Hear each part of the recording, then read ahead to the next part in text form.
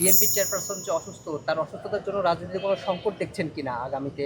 না, অথবা সে দেখেন, ব্যাপারে সুস্থতা অসুস্থতা এগুলো আল্লাহ তাআলার সিদ্ধান্তের উপর নির্ভরশীল।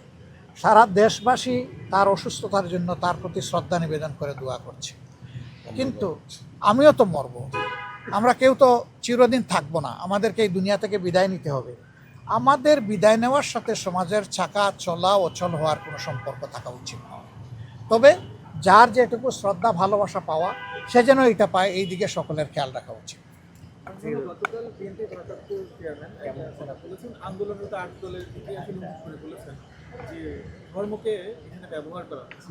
এটা সংখ্যা এখন ফেব্রুয়ারি নির্বাচন হচ্ছে যে পিছনের এক ধরনের সংখ্যা, এরকম কোনো সংখ্যা আপনারা করছেন?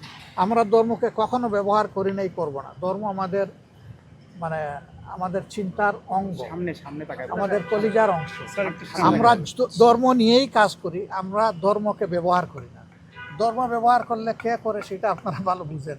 ইলেকশনের সময় নতুন করে যারা বেশি বেশি নামাজ শুরু করেন, টুপি পরেন, তসবিহ হাতে নিয়ে ঘুরান, ধর্মকে তারাই বোধহয় সম্ভবত ব্যবহার করে। আমরা কিন্তু সারা বছর তসবিহ হাতে নিয়ে ঘুরাই না, তসবিহ বুকে নিয়ে ঘুরাই আমরা। এবং আমরা আমাদের কাজগুলো আমাদের বিলিফের আওতায় করতে চাই। এখন যে যেভাবে বুঝেন এটা তাদের